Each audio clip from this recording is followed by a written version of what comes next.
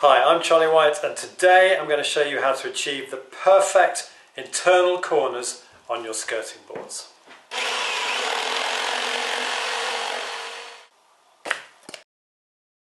So details of all today's tools as usual will be in the description at the end of this video, but in today's toolkit we've got universal saw like this. This is just a bog standard saw like Irwin's because they're good value for money.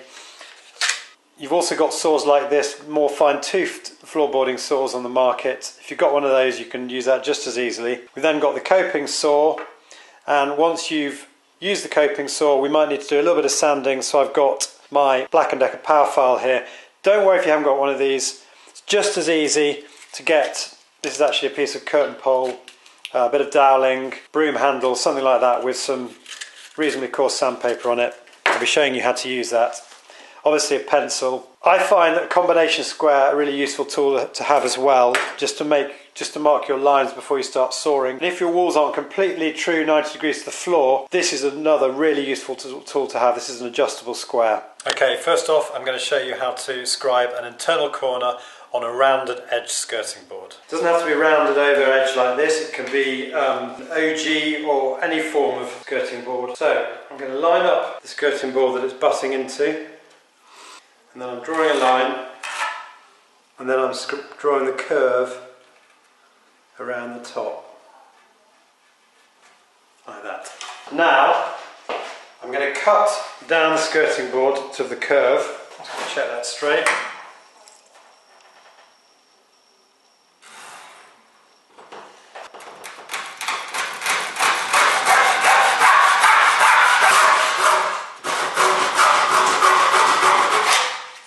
See, I'll stop just short of the curve, and taking a coping saw I'm now going to saw around the curve. I'm going to turn the coping saw at an angle. It's a flimsy coping saw actually this, you can get much better quality ones.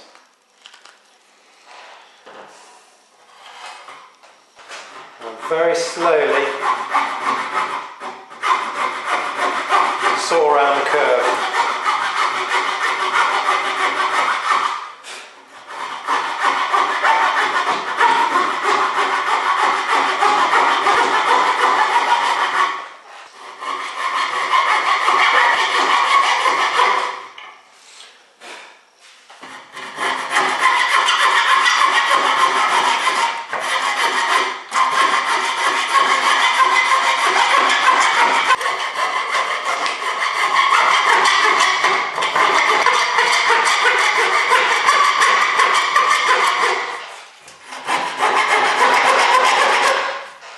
There we go. We've got a nice curved edge. You can then place it against a piece of skirting board to see how it's offering up. You need to take a little bit off the curve. I'm going to use a power file for this. You could use a piece of sandpaper on a dowel rod or something similar.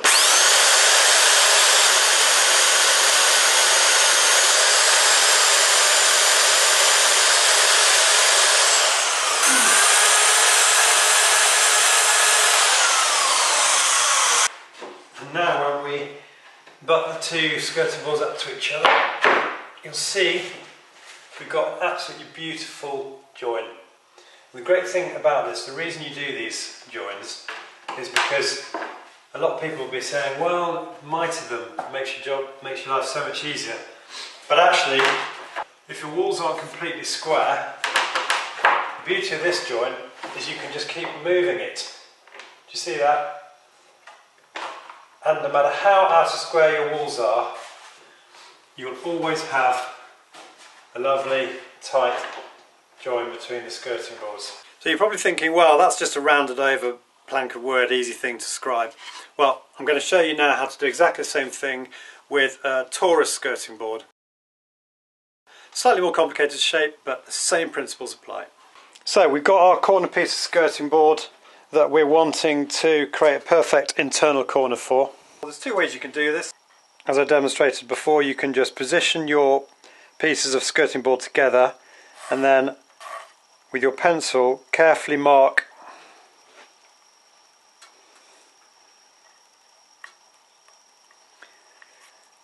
a line on the lower piece of skirting board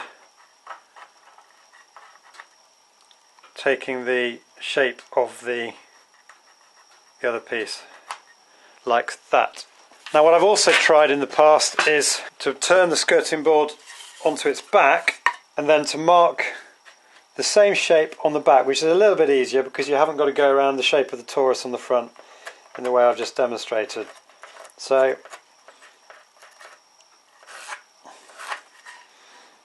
that's what you end up with there. The reason I don't like doing this so much is because the critical shape that you're wanting to achieve needs to be on the front of the skirting board here, and if you mark and cut the back of the skirting board, there's like to be a little bit of deviation when you cut through the wood, so you want the shape on the front to be more accurate than the shape on the back. Now, a bit of a tip here. It's all very well me in this video just positioning a skirting board against another one and marking a line. What I'm doing here, because this is square, I'm assuming that the walls are going to be square, so that when I've marked that line is square on the piece of skirting board, except for it's slightly bent because the bit of skirting board was in the garage and it's getting a bit old. But what you're trying to do here is mirror the line of the wall, and if your walls aren't completely square with the floor, you're going to have a little bit of a problem when you put the skirting boards together, because you might find there's a gap because your beautifully scribed and cut line isn't going to match up. So, as a precaution, double check before you start cutting, that your walls are completely square to the floor, at 90 degrees to the floor. If they're not, that is when my adjustable square comes in handy. Because what you can do, I know I've got a skirting board here at the moment, but imagine this is just wall, no skirting board. So what you can do is you can set the exact angle of the wall on your adjustable square, and then before cutting you can put your adjustable square on the skirting board and adjust the line that you've drawn so that this line here is the exact angle of your floor against the wall. Okay, so let's get cutting. Now, as I said, my skirting board is unfortunately a little bit warped, so I'm going to be following that line there, but hopefully you've got a nice new flat skirting board. I'm going to use my Irwin Jack floorboard saw for this skirting board because the wood might be a bit brittle and the teeth on this saw are a little bit finer than they were on the universal one, so I get a cleaner cut.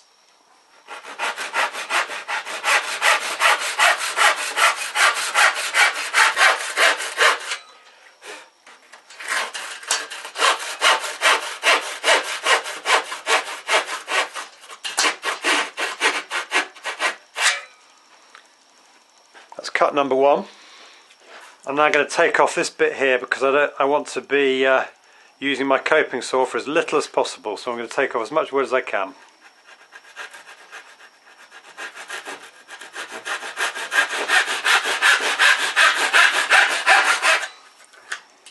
Okay. Finally, I've got this tricky little angle in here, so I'm going to go in there with the saw as well.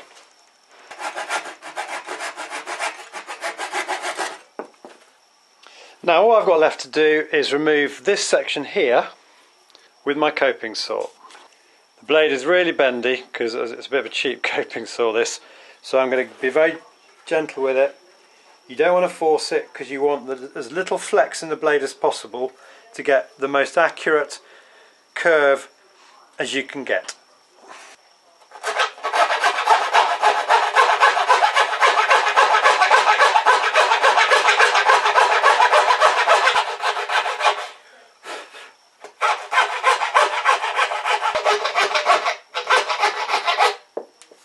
Now, if you're really lucky, your skirting board will fit beautifully first time, but I've got a couple of little adjustments to make. This point and this curve are always where you've got to make adjustments, in my experience. So I've got to reduce that point, and I've just got to lightly sand the curve. So I'm going to do that now. I'm just going to put the piece of skirting board back over, so I can see what we've got to take off.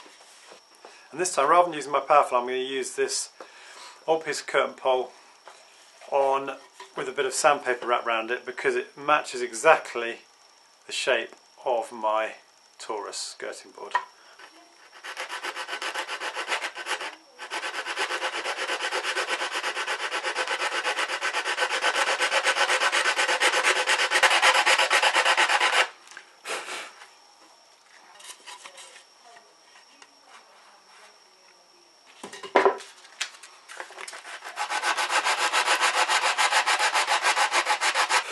You want to be careful not to take too much of this off, because you don't want to leave too much of a gap after all this hard work scribing it. That's looking pretty good now. Just a little bit more to come off the corner piece.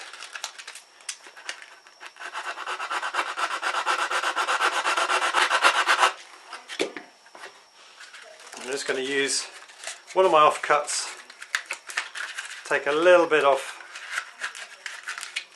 from the other side of the corner piece. So there we go, after just a couple of minutes of sanding, we've got two pieces of Taurus skirting board that fit beautifully together.